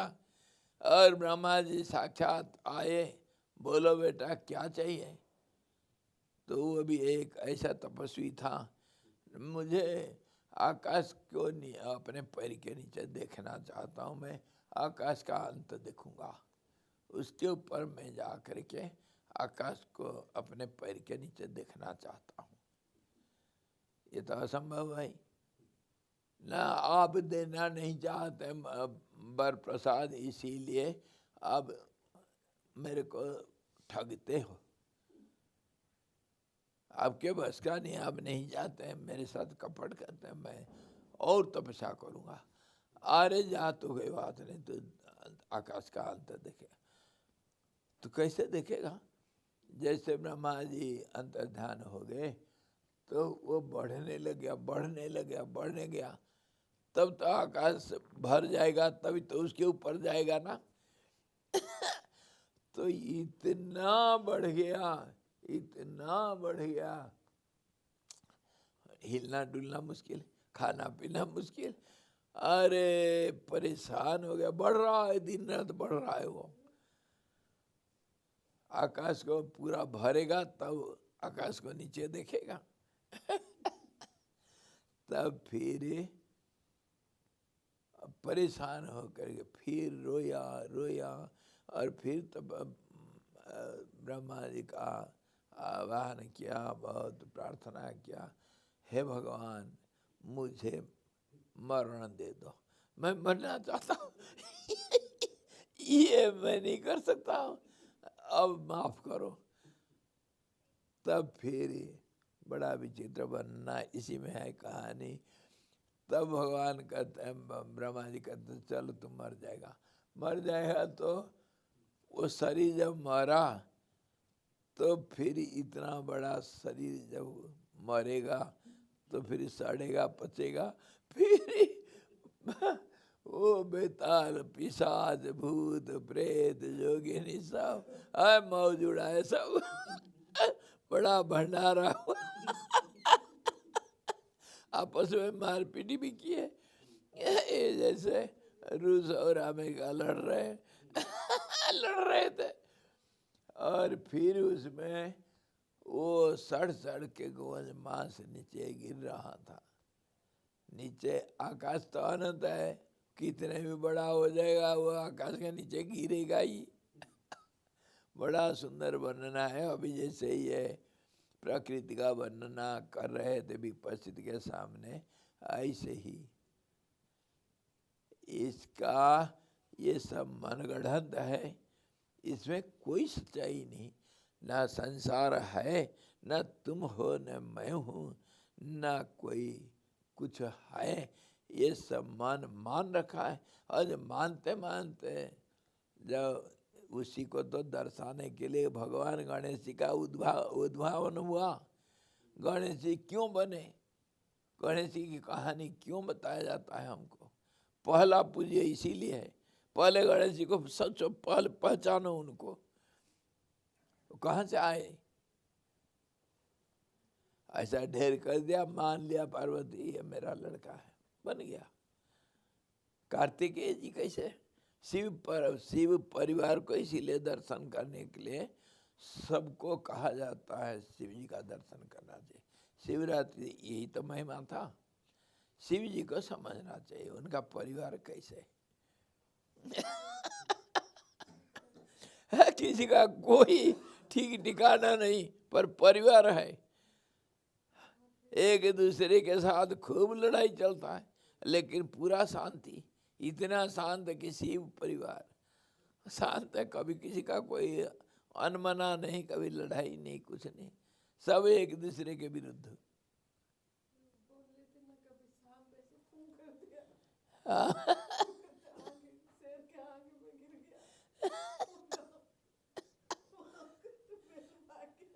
भागा तो बूढ़ा गिरा, बूढ़ा गिरेगा कहीं।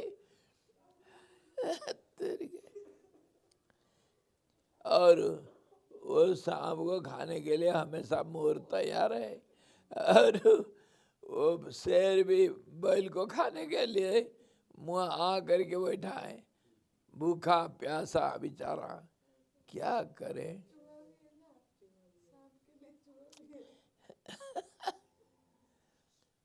और उधर शेर इधर बैल को खाएगा, इधर इसको हाथी को खाएगा, या क्या करेगा?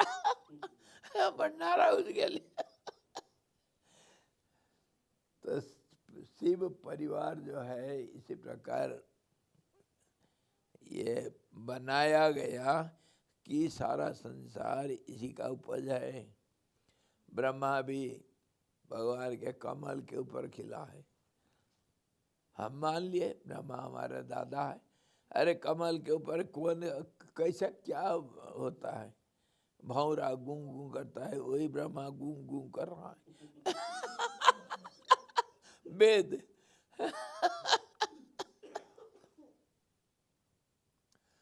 ये सब मनगढ़ंत है दुनिया के नाम से, जो मैं और मेरा, मेरे नाता, ये सब मनगढ़ंत दुनिया ऐसे ही है।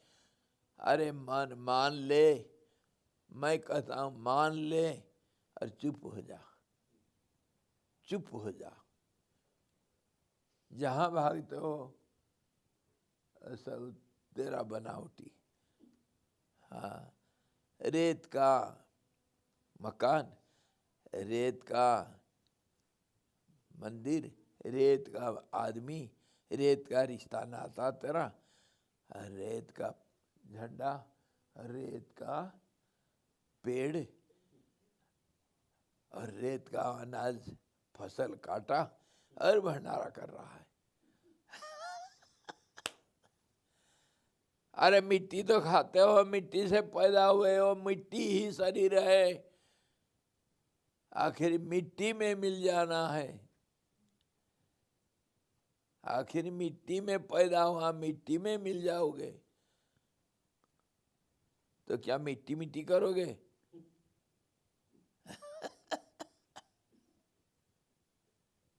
मिट्टी के सपूत, अपना पहचान करो, मिट्टी मत बन जाओ। मिट्टी से पैदा हुआ, मिट्टी नहीं बनना। घड़ा बनो, तपाओ उसको, है खूब पिटाई करो अंदर से और बाहर से। घड़ा बनो, पानी भरो, उसको तपाओ पहले, घड़ा पकेगा, उसमें पानी भरेगा, पानी जीवन है, नारायण उसमें दिखेंगे। इसीलिए जीवन दिया गया, मिट्टी बन के मिट्टी से पैदा हुआ, मिट्टी में मिल जाने के लिए जीवन नहीं हुआ।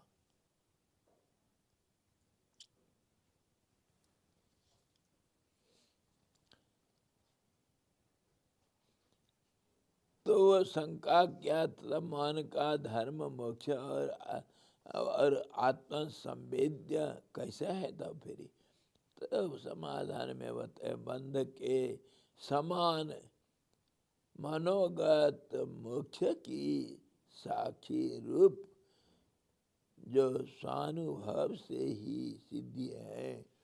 मन का स्वभाव तो चंचल है, पर अंतर मन का स्वभाव स्थिरता है। इसीलिए चंचलता और स्थिरता दोनों उसका स्वभाव है। उसको स्थिर कर दो तो परमात्मा, चंचल कर दो तो संसार। यदि बंध और मोक्ष मन के धर्म हैं तो आत्मा बद्ध है, आत्मा मुक्त हुआ, यूं शास्त्र में कैसे व्यवहार होता है? ये बढ़िया सवाल है। मन का धर्म मोक्ष है तो शास्त्र बताता है।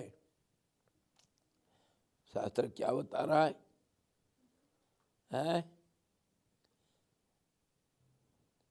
क्या शंका तुम्हारे कहाँ पर है? वो कह रहा है शास्त्र में कैसा व्यवहार होता है भाई। आत्मा मुक्त हुआ, यूं शास्त्र में कैसे कहा जाता है? आत्मा बद्ध है, बंधन मुक्त हुआ। बंधन और मुक्ति किसका होगा? मन का तो होता है ना दोनों। और फिर जो बंधन में है वो मुक्त कैसा होगा? कैसे होगा बताओ, क्या समाधान दोगे? मुक्त ही है ना स्वामी जी, बोलने बंधन में है ना बंधन में है ना, मेरा मेरा मैं करता है ना। मैं आया तो ही होगा ना। ये दोनों चीज कैसा इसका एक का है? तो उसके लिए कहा गया, इसके लिए बता रहे हैं शास्त्र में बंधन का भी बात कहा और मुक्ति का भी बात कहा, दोनों चीज बताया। तो स्वानुभव प्रदान करने वाला आत्मा मन के धर्म सुख दुखों से युक्त होकर जो जीव रूप से बंधन की अनुभूति करता है, वही उसका मन की मुक्ति होने पर शास्त्र में मुक्त कहा गया है। दोनों चीज ऊपर भी वही तो कहा और शास्त्र यही कहा, मन एवं मनुष्याणाम कारणम बंध मोक्ष है। मुक्ति इसी को मिलेगी और बंधन यही पड़ा है। जो बंधन में पड़ा है मुक्ति कैसा मिलेगा? अरे जो बंधन में पड़ा है उसी को तो मुक्ति मिलेगा। जो बंधन नहीं है जिसका, वो उसको मुक्ति क्या मिलेगा? ठीक उल्टा बोले हो तुम। जो बंधन में पड़ा है उसको मुक्ति कैसा मिलेगा, ऐसा सवाल थोड़ी होता है। जो मूर्ख है वही तो पढ़ लिख करके पंडित बनेगा। जो पंडित है वो क्यों पढ़े लिखे करेगा? तो कहने का मतलब जो स्थिर है वही अस्थिर होता है और जो अस्थिर है वही स्थिर होगा। जो गरीब है वही धनी होता है, धनी क्या धनी होगा? जो भूखा है वही खाना खाता है, जो खा करके पेट भर रखा है वो क्या खाएगा? है कि नहीं? ये तो व्यवहार से हमको मालूम है, सारा दुनिया सबको मालूम है। इसीलिए कहा गया जिसको बंधन है उसी को मुक्ति मिलेगा। और फिर मुक्ति दिलाने वाले कौन है? आत्मनेव आत्मना बंधु आत्मैव रिपुरात्मना। वही खुद जिसको आत्मा कहा गया, मन चतुष्टय, मन अंतःकरण चतुष्टय को उसको आत्मा कहा गया, वो खुद बंधन में पड़ता है, खुद मुक्त होता है। अच्छा ये बताओ, तुम खुद जाते हो सोने के लिए या तुमको कोई धक्का मार करके सुलाता है? कूद जाता हूँ। और कमल भी उड़ लेता हूँ, है छिप जाते हो उसके अंदर रात को, और लाइट भी बंद कर देता हूँ, अंधेरा में सोते हो। अच्छा, और सुबह उठ जाते हो इस से। वो जिसको ओढ़े थे उसको फेंक देते हो निकाल के कपड़े शरीर से, और वो अंधकार चला जाता है, फिर लाइट आ जाता है, सुबह अंधकार चले जाता है, आलोक आ जाता है। ऐसा क्यों भाई? खुद जाते हो सोने के लिए, उड़ लेते हो, खुद उसको फेंक देते हो, दोनों चीज इकट्ठा करते हो तुम ही। तो ऐसे ही बंधन में अगर पड़े हो, मानते हो तुम सदा मुक्त हो, नित्य मुक्त, लेकिन मानते हो, मन मानता है ना, जो सुना मेरे बाप कहा ये तेरा घर, ये तेरा परिवार, ये तेरा जमीन, ये तेरा रुपया पैसा, इसका देखभाल करना बेटा, मान लिया मैं, पढ़ा उसी में बंधन में पड़ गया। अभी कोई दूसरा बाप अगर कहा भाई ये तेरा कुछ नहीं है, गुरु आकर के बोल दिया, अगर बाई चांस किसको कोई गुरु मिला जिसके ऊपर उसका विश्वास हो, ध्यान मूलम गुरुर मूर्ति, पूजा मूलम गुरुर पदम, मंत्र मूलम गुरुर वाक्य। गुरु का वाक्य को मानता कौन? गुरु तो करते हैं, मानते कहाँ? इस कारण में वो गुस्सा यहाँ से निकल गया, और खुद गुरु बनते हैं। जो अंदर है वो कुछ कहीं से इकट्ठा किए, उसको दूसरों को बोलते रहता बड़ा ज्ञानी है बड़ा ज्ञानी, मेरे बराबर कौन है? हाँ बिल्कुल, बड़ा ज्ञानी है, बड़ा ज्ञानी, अरे मेरे बराबर कौन है? ये सब तुम खुद किए हो, और तुम खुद इससे पार पा सकते हो। जैसे खुद जाते हो सोने के लिए, खुद जाते हो खाने के लिए, और तृप्ति खुद अपने आप को देते हो। आत्मैव रिपुरात्मनः आत्मैव आत्मना बंधु, तुम तुम्हारे अपने दुश्मन भी हो, तुम अपना दोस्त भी हो। उद्धरेत आत्मना आत्मनम, और तुम अपना उद्धार कर सकते हो, और तुम तुम्हारे खड्डे में जाने का रास्ता, खड्डे भी खोद सकते हो। खड्डे खोद रखे हो जिंदगी भर, तो उसको भर दो अभी इतना तो कर, जो खड्डा खोद रखो उसको भर दो। यही हमारा काम है अभी।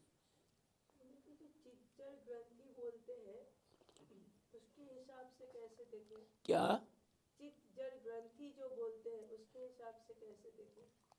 ये दोनों मिलकर के इकट्ठे हो गए ना, कैसे देखेंगे? क्या मैं ही बंधन में पड़ा हूँ, मैं भी मैं बंधन में पड़ा हूँ, ये जो है ये गांठ पड़ गया।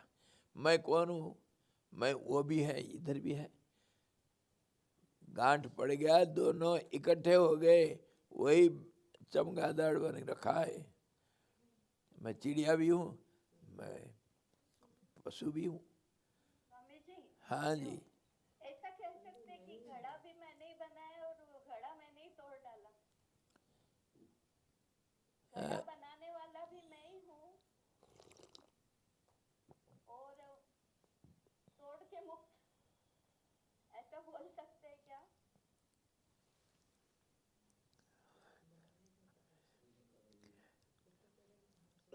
अब सोचो क्या बोल सकते हो तुम हो कौन? वही तो वही तो वही तो मैं कौन हूँ। इसीलिए सारे दुनिया के जितने गुरु लोग हैं, जितने सिद्ध लोग हो गए, सबका एक ही उपदेश है, एनक्वायर हुआ माई नो दै सेल्फ। आत्म विश्लेषण करो, इसी को कहते हैं श्रवण मनन, उसके ऊपर मनन करते रहो दिन रात। अहोरात्राम निदिध्यासामि, मैं दिन रात इसी के ऊपर विचार करना चाहिए। और जानो तो तुम हो कौन, तुम मिट्टी हो या घड़ा हो या कुम्हार हो।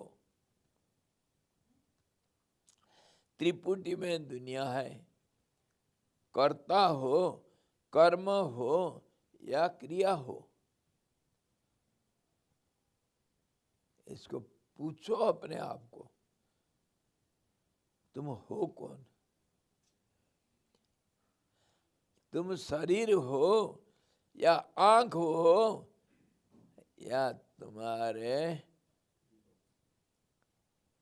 नासाग्र दृष्टि करे और नाक हो।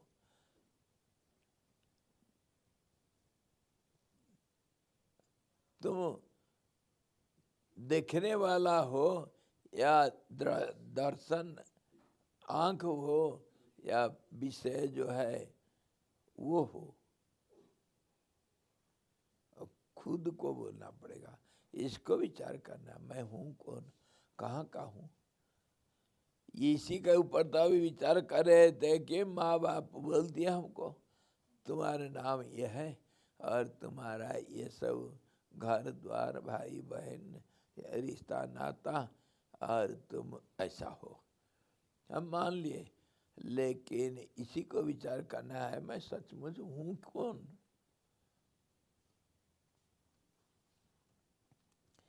इतना आज फिर कल देखेंगे मैं कौन हूँ। और ये मन बंधन और मुक्ति दोनों का कारण कैसा हो जाता है। दोनों, यही मन बंधन में पड़ जाता है और यही मन मुक्त भी हो जाता है। इसके ऊपर एक कहानी है, गोल्डन बावेल। गोल्डन बावेल एक सोने की कटोरा। कहीं एक परिवार, शॉर्टकट में बोल देता हूँ, कहीं एक परिवार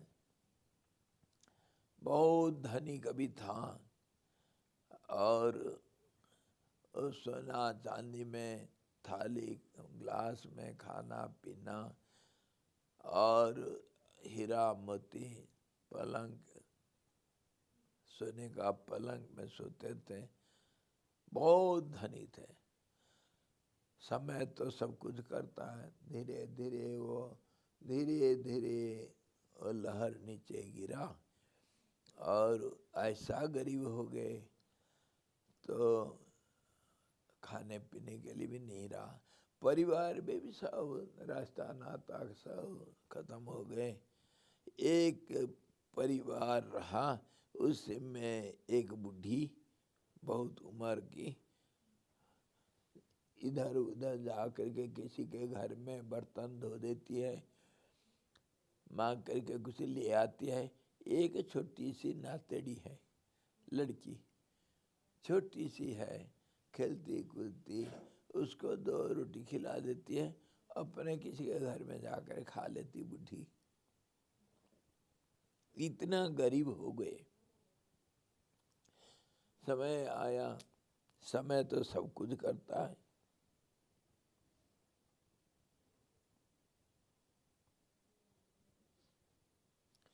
तब फिर एक दिन क्या हुआ, एक 2 साथी थे और बर्तन व्यवसाय करते थे, बर्तन लेना देना, पुराना लेकर नया देना और बर्तन बेचना, टोकरी ले करके गांव गांव घूमने। फेरी वाले, गांव वाले कपड़ा बेचने के लिए आते हैं, बर्तन बेचने के लिए आते हैं और कुछ कुछ चीज़ बेचने के लिए गांव में जाते हैं, शहर में भी जाते हैं, गली गली में घूमते हैं। ताजा सब्जी ले लो, हल्ला करेंगे, ताजा सब्जी ले लो। फिर घर से फिर माता जी को भाग करके आएंगे, अरे सब्जी वाला आ गया, लो लो लो लो। ऐसे ही वो बर्तन वाले दो दोस्त थे, वो एक किसी शहर में, जहाँ वो गरीब आदमी रह रहा है अभी, बूढ़ी और बच्ची, वो परिवार कभी था, उस शहर में ये दोनों दोस्त, एक नदी के किनारे वो शहर था, नदी को पार करके गए, चलो उधर शहर में धंधा करेंगे।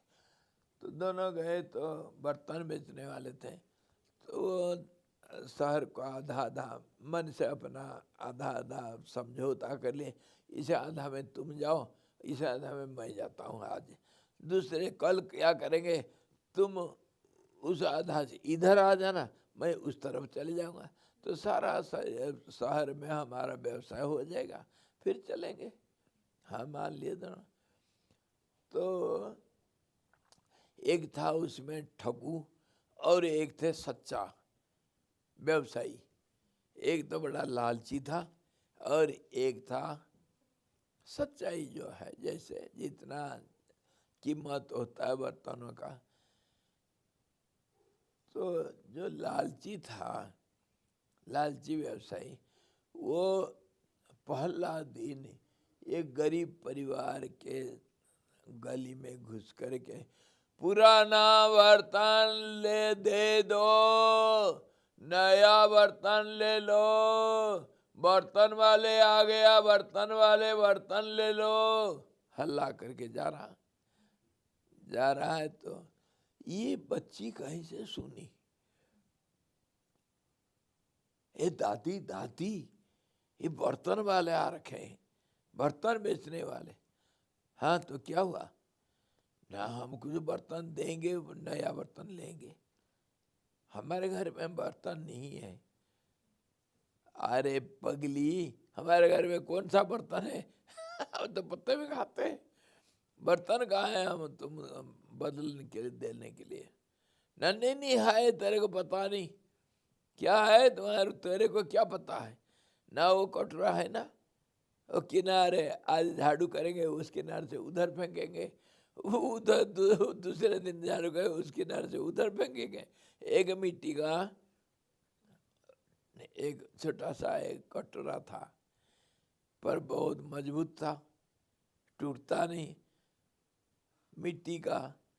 तो फिर जब झाड़ू करते हैं यहाँ से वहाँ फेंकते हैं, वो उसका बाहर नहीं फेंकते, क्यों, गरीब का लालच भी बहुत होता है, बाहर नहीं फेंके, टूटता नहीं तो कभी काम में आएगा, तो पड़े रहने दो।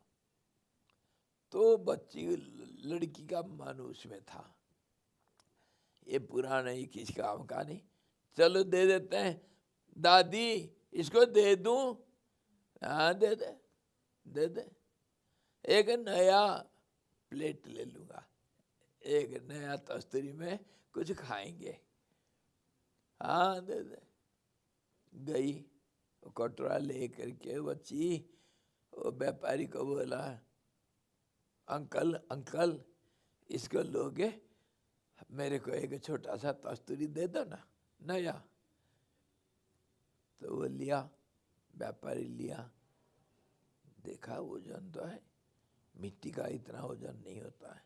फिर एक सुई निकाला, सेफ्टी पिन निकाला जेब से, है जेब में, है इधर ही है निकाला, एक चुपके से पीछे जाकर एक लकीर खींचा, जबरदस्त, अरे नीचे के तो चमक रहा, ये तो सोने का है तेरी के, ये चुपचाप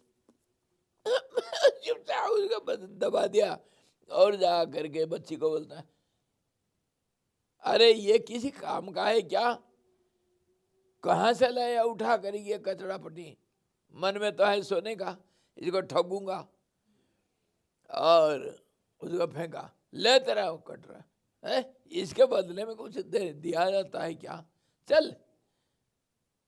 मिट्टी का कहीं से गंदा कहीं से ला करके दिया, बेचारे बच्ची रो करके उसको उठाया गया घर में, रो के गए, अरे क्या हुआ, दादी कुछ नहीं दिया, मैं तो बोल रहा था ना, मिट्टी का कटोरा को कौन लेगा भाई। तो गया।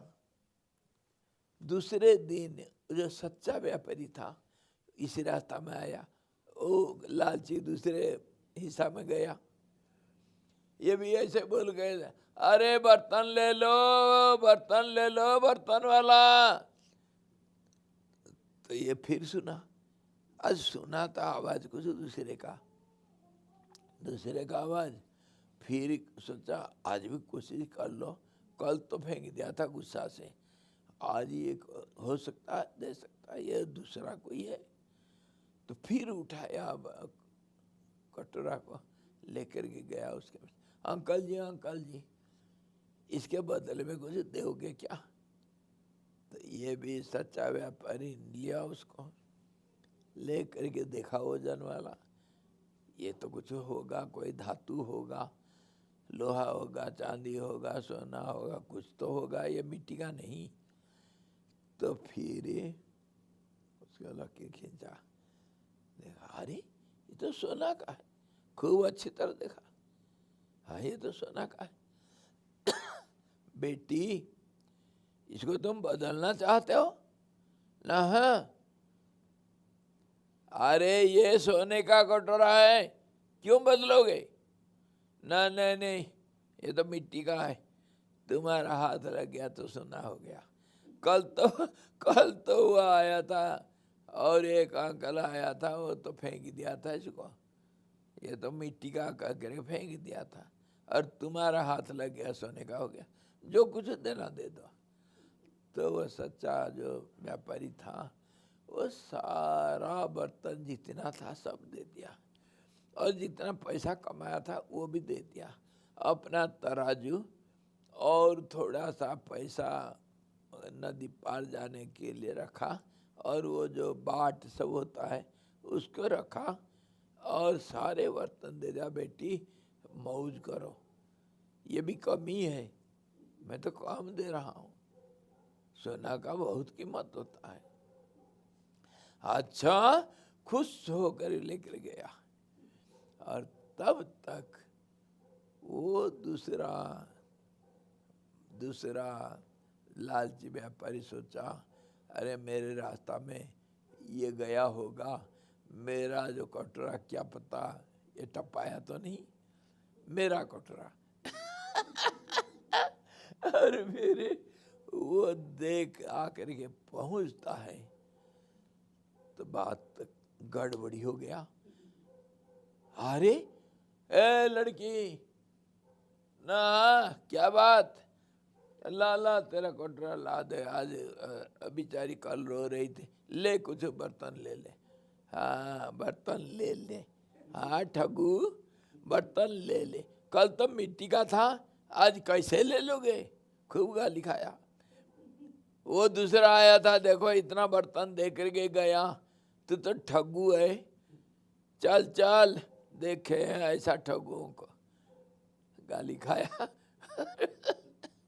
अरे बेचारा सोचा, हाँ साला ले लिया, मेरा कटोरा लिया, अब उसको छोड़ूंगा नहीं। भागा, कहाँ गया होगा, सारा बर्तन तो इसको दिया, कहाँ गया होगा? भागा नदी के किनारे, देखा वो सच्चा व्यापारी तो नाव में उस किनारे चला गया।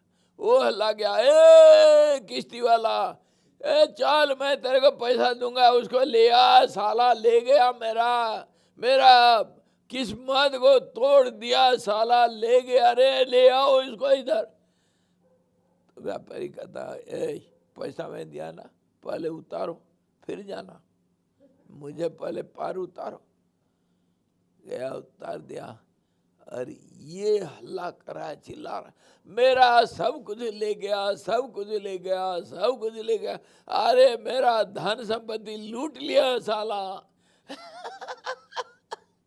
छाती फाड़ के दुख से हाथ फेल हो गया, वहीं गिर के मर गया। यह है स्टोरी ऑफ गोल्डन बाउल। ये सब हमारी कहानी है।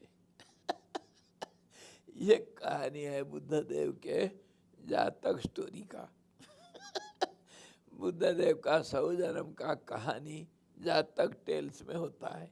वो 100 जन्म का पूर्व जन्म का पूरा दिखाई दिया उनको, अतीत वर्तमान भविष्य वर्तमान में दिखता है। तो जब दृष्टिकोण ऑलराउंडर हो जाता है तब सब कुछ दिखेगा।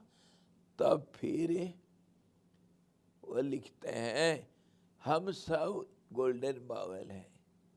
अरे मिट्टी के सपूत सोने का बनो हिरण्यगर्भ बनो। तुम्हारे दिल को देखो तुम बने किस चीज की। अरे गोल्डन डस्टबिन उसमें कचड़ा बटी फेंक फेंक करके इतना गंदा कर दिया। डस्टबिन है सोने का और उसमें तुम ये कचड़ा पट्टी झूठा उठा यही सब फेंकते रहते हो। है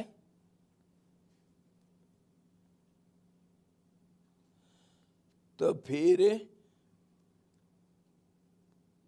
बुद्धदेव का कहना यही था, इंक्वायर हुआ मैं नो दै सेल्फ।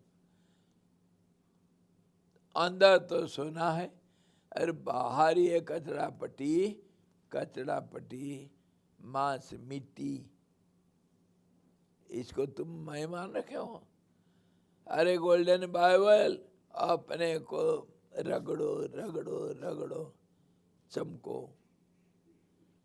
अरे गोल्डन डस्टबिन कचरा पट्टी को फेंको और खूब वो क्या पीताम्बरी लेकर के रगड़ो, देखो चमक कैसा है। शिवोहम रटो, देहो हम छोड़ दो। यही तो कहना है और क्या कहेंगे। आई समझ में तुम कौन हो? जी स्वामी जी। हाँ जी गोल्डन बाउल गोल्डन बनो। सोने का घड़ा। लो सोने का घड़ा और सोने का कटोरी, सोने का डस्टबिन, उसमें तुम क्या क्या फेंक रखे हो यार। ये कचरा पट्टी को फेंको बाहर, साफ करो इसको। आज चमका दिया स्वामी जी आपने। हाँ जी चलो हरिओम, फिर कल देखेंगे। हरिओम पूर्णमदः पूर्णमिदं पूर्णात् पूर्णमुदच्यते पूर्णस्य पूर्णमादाय पूर्णमेवावशिष्यते। ओम शांति शांति शांति।